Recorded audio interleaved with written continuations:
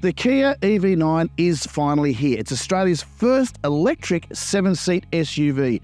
And in this video, we're going to go through price and features of all three models in the range, tell you what it's like to drive, and answer the question, which one is the pick of the model range? Let's get started. The Kia EV9 is the largest 7-seat electric SUV on sale in Australia, and the first from a top 5 brand. Its futuristic looks inside and out are based on a brand new, ground-up, dedicated electric car platform with the latest technology Kia has to offer. With the EV9, Kia is targeting families of the future, but will they stomach the $100,000 plus price tag? We're about to find out. As forecast in the lead-up to the local showroom arrival of the Kia EV9, prices are close to or in excess of $100,000 before on-road costs. The Kia EV9 lineup for Australia initially comprises 3 models. The Kia EV9 Air with a single-motor rear-wheel drive and a 443km driving range, priced from $97,000. The Kia EV9 Earth with dual electric motors and 512km of driving range, priced from $106,500. And the flagship Kia EV9 GT line, also with dual electric motors, but 505km of driving range because of its extra performance, and priced from $121,000. All models come with a complete list of advanced safety tech, though the GT line comes with digital side mirrors, which might be a bit too clever for their own good. We'll come to them shortly. Kia dealers have been advised the first shipments of the EV9 due to arrive in Australia will be the base model Air and the flagship GT line. There is a delay in the local arrival of the middle-of-the-range Earth model, which is due to follow in a few months. The EV9 is not the first 7-seat electric SUV in Australia. The Tesla Model X was available with 7 seats before deliveries ceased locally in 2020, and the smaller Mercedes EQB is available with 7 seats. Its price range also makes it the most expensive Kia sold in Australia to date. The company says it has received interest from customers in wealthier postcodes who have not previously owned a Kia. With only 100 examples of the Kia EV9 arriving nationally each month next year, Kia dealers estimate wait times will range from 3 to 4 months. The quality of the materials and the design of the interior is a step up from other Kias we've tested to date. This is a watershed car for the company. Because the Kia EV9 is so expensive, all 3 models are around that $100,000 to $120,000 range, Kia has said, well, we've spent so much money on the technology, we should probably spend a little bit more on the interior. So we have really nice quality feel surfaces, nice materials, really clean industrial design, and it's one of the highlights of the car. For customers who will share the car among family members, Kia's come up with a really clever solution. So rather than having memory seats or a setting to remember your favourite radio station, all Kia EV9s have fingerprint recognition. So once you program the car with your fingerprint, it will automatically know who's driving, and it will set your favourite air conditioning controls, your favourite radio station, and even your favourite seating position. And just in case you're wondering what this sensor is on top of the steering column, and in fact we're going to see it in a lot more cars, that's a driver fatigue monitor. So inside there are tiny cameras looking at your eyes to make sure you're concentrating on the road ahead. And if the car thinks you're distracted or you're not looking at the road ahead for long enough and you could be busy talking to other people in the vehicle, a chime will warn and a light will flash inside the dash to say, hey, keep your eyes on the road. As with a lot of new Kia vehicles, there is a Drive Select wand. It's a stalk attached to the steering column. So that means we don't have a traditional gear lever in the middle. We don't have a dial. It's just a stalk on the end, and you turn it one way to go forward, you turn it another way to go back, and you also start the car there. All 3 model grades of the Kia EV9 have the same layout and largely the same features. So they all get 2 12.3-inch widescreen instrument displays, one for the instrument cluster and one for the infotainment screen. There's also a vertical 5-inch digital display between those 2 screens. And what it does, it gives the effect of having a massive widescreen over more than half the dash. A lot of these controls are easy to use, clear to see, and it's one of the highlights of the car.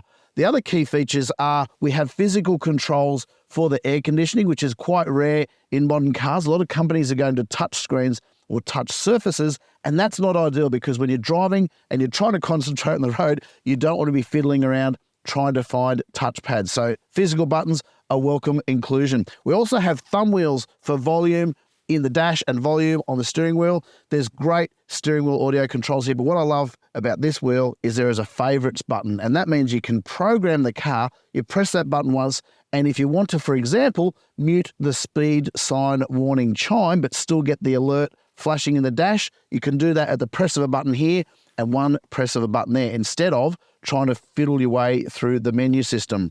Other highlights, we have a really convenient center console here, 2 large cup holders, a modest storage space under the seat. But one of the things I really love about the EV9 is the wireless smartphone charging pad. It has a raised section in the middle, and that means if you've got a smartphone case or a bulky weatherproof case like I do, and you can see here it has raised edges, it means when we put the phone in, the island of the smartphone charger actually gets up closer to the phone, and so we're getting much more consistent wireless smartphone charging. So really handy feature. Speaking of phones, I really like how Kia has a handy storage pocket in the door here, and it even means your phone can go at an angle, so you can grab it when you're getting in and out of the car quite easily. Other highlights, we have 2 USB-C charge ports in the front, plus a 12-volt power socket, and backseat passengers have a USB-C charge port in the seat backs of the front seats, so they get power as well. There's air conditioning for all 3 rows, so there's air vents for the second row and the third row in the roof, and of course up front we get the air vents in the dash. All 7 occupants also get map lights, so you have map lights here, second row, third row. So Kia hasn't cut any corners there. Another pet hate of mine, or pet like of mine in this instance, extendable sun visors, which is great for Australian roads.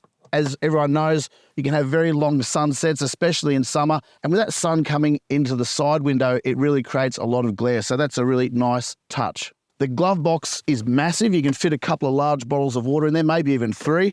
There's a nice storage tray down below the center console here for loose items, and it's just a really functional cabin space.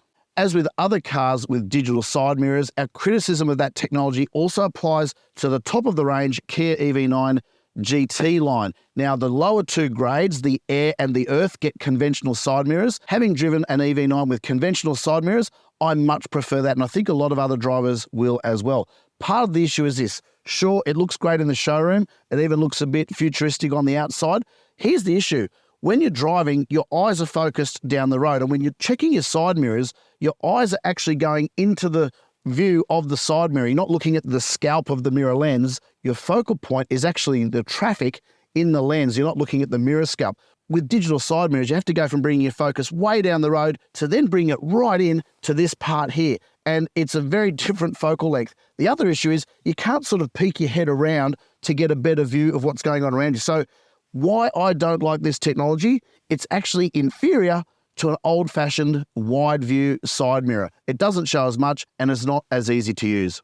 Backseat space is really roomy, but a common criticism with most large SUVs, not just the EV9, it really is better suited to 3 kids across the back here rather than 3 adults. One of the unique features for the EV9, and a rarity among 7-seat SUVs, there are 4 ISOFIX child seat mounts. So there is an ISOFIX position here, an ISOFIX position here, and both third row seats have ISOFIX mounts as well. And in the middle, because there's a top tether behind the seat back, and you could put an old school child seat in the middle because there's a top tether point behind the seat back if you wanted to have an adult either side of the child capsule. The center armrest folds down. We've got 2 drink holders here, a drink holder in each of the door pockets, and there's actually 4 drink holders in the third row, which we'll get to shortly. Other interesting features, the center console storage is actually open, so it goes all the way from the back to the front of the car. And as we mentioned a moment ago, there are 2 USB-C charge ports, but they're up here in the seats. That's actually really handy, so you're not kicking the cables around with your feet. There are 2 map pockets, one behind each front seat. They're not quite as user-friendly as other designs. It's a hard plastic cover, and it's not as flexible to fit bulky items, but at least they're there rather than not. Because we're in the top of the range GT line, we have seat heating and seat cooling front and rear, so that's great news if you're a backseat passenger. We've got a shade for both rear doors, and there's tinted rear glass on this top line edition. There are air conditioning controls for front seat and back seat passengers up in the roof here, and there are air vents for the second and third rows in the roof. That said, in terms of overall comfort, there's plenty of footroom under the seat in front, and the seats slide forward and the seat backs themselves tilt as well. And that means if we're trying to squeeze a large adult in the back seat, If second row occupants are prepared to make a compromise and pull their seats forward, you can possibly squeeze a couple of adults back there. But let's go and check it out for ourselves. There are a couple of ways to get into the third row of the Kia EV9, and one is better than the other. In this case, it's on the driver's side. At the press of one button, the smaller section of the seat slides forward, and there's quite a large opening there to get into the third row. The downside is we're on the traffic side of the car when you're stopped on the side of the road. And that's because the EV9, as with a lot of family SUVs, were primarily designed for left-hand drive cars. To get access to the third row from the safer passenger side of the EV9, it's also the press of one button, which tilts and slides this seat forward. But as you can see, the opening isn't quite as big.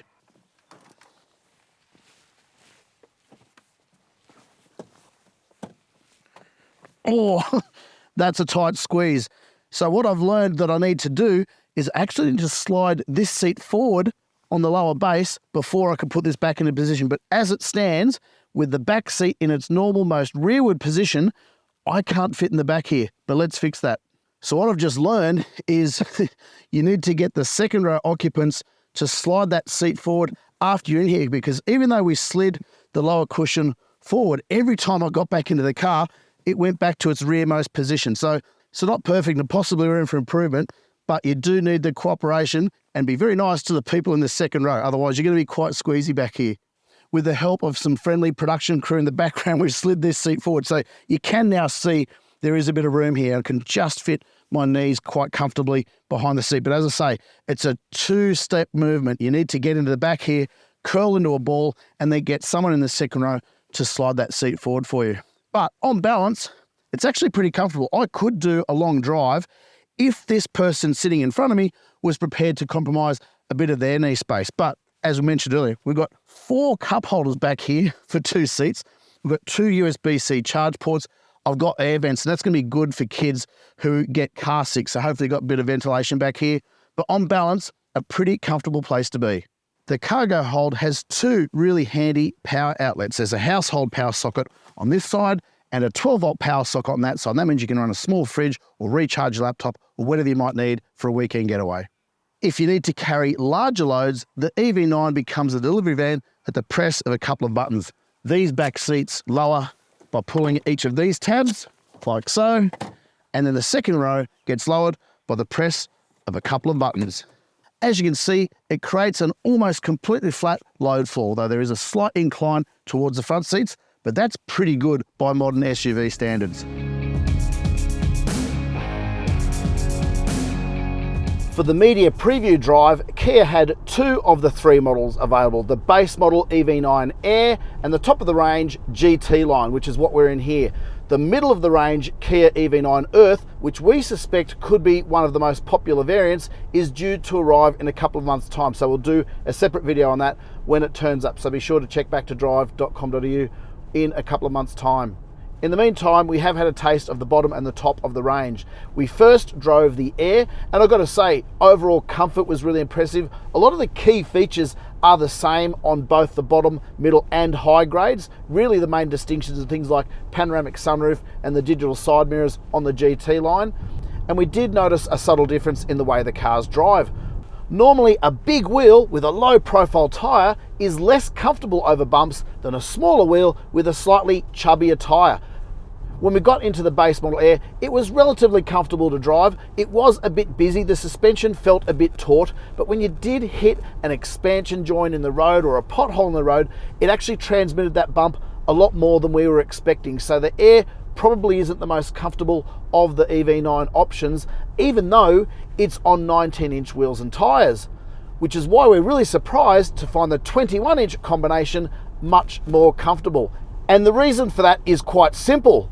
Better quality tyres. The base model Air is on a Korean Nexon tyre, and previous testing of cars with Nexon tyres has shown that it's probably not putting the best foot forward for that car. But the top of the range GT line has quality Continental tyres, and that's not being a badge snob, that's something you can actually feel from the seat of the pants and through the steering wheel, because over bumps, the GT line with slightly more sophisticated suspension and better quality tyres is actually more comfortable over bumps than the smaller tyre package. I know we're sounding a bit obsessed, but the reason we focus so much on that with electric cars These things are quite heavy and they're quite hard to tame. So this car here is close to 3 tons. The base model is 2.6 tons. Both of those weights make the EV9 heavier than most double cab utes and almost as heavy as US pickups. In fact, this one is heavier than US pickup. So while the grip is there, we suspect tyre wear is going to be a problem no matter which EV9 you buy. And that actually tallies with what we know with other electric cars. Electric cars are heavier, and that means they wear out their tyres more quickly than it would in an equivalent petrol car. We've noticed here there are 3 driving modes. There's Eco, Normal and Sport. And I noticed when we press the button on the steering wheel to change the driving mode, it actually changed the driving range forecast. So clearly it's going to use more power in Sport mode than it would in Normal or Eco mode. In Eco mode, the car works in the background to save energy. For example, it won't use the air conditioning as often or as consistently in an attempt to save a bit of energy. It might feel like we're splitting hairs, but I've got to tell you the difference in comfort between the base model on the 19-inch wheel and tyre package and this top of the range model on 21s is quite remarkable. The performance and acceleration of the base model Kia EV9 is par for the class. It does 0 to 100 in about 8 seconds, and that's pretty good for a family SUV. It certainly doesn't feel sluggish. The next model up, the Earth, has a claimed 0 to 100 time of about 6 seconds, which is getting pretty quick. That's kind of Volkswagen Golf GTI performance. And Kia says the flagship GT9 in performance mode is capable of 0 to 100 in 5.3 seconds. And today, we're going to test the claim. Generally speaking, in terms of the suspension comfort and the lightness of the steering, the EV9 actually feels quite light. But when you get into a tight turn, you can start to feel that weight underneath your feet. The good news is, as with a lot of electric cars, that weight is down low, so it does actually hold on quite well. The downside is you don't want to get too cocky in corners. Given this is a family SUV, it's fair to say the cornering threshold of this car is well within the limits of most buyers. It's a very comfortable car to drive, and dare I say, it almost feels luxurious. I just don't know how many badge snobs are going to pry themselves away from their BMWs and Mercedes and into one of these. But here's a tip. If you are a badge snob, put your prejudice aside for just one moment, take one of these for a test drive. You might be surprised at what you find. And besides, with Kia's newly designed badge, most people don't even know what it is. I know in our earlier part of our video, we were very critical of the digital side mirrors, but having spent more time behind the wheel, they haven't got any better. Please, Kia, please give us the EV9 in GT line spec with conventional side mirrors. Or could you please give us the Earth, which is the middle of the EV9 model range, and include a panoramic sunroof and the Meridian audio. Now that would be a good combination. So which EV9 is the pick of the range?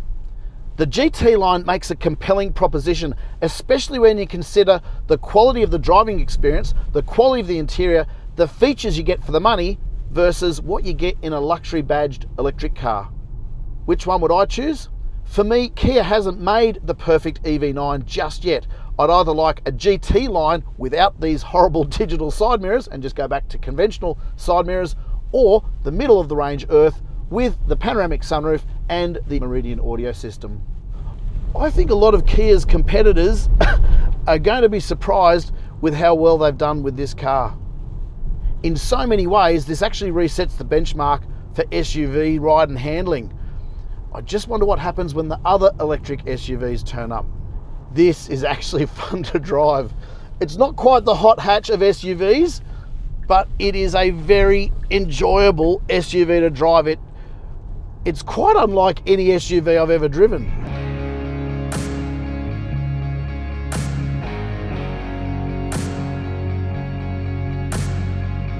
All right, 0 to 100 time. Let's see how we go. Oh, wow. And we're at 100 kilometers an hour already.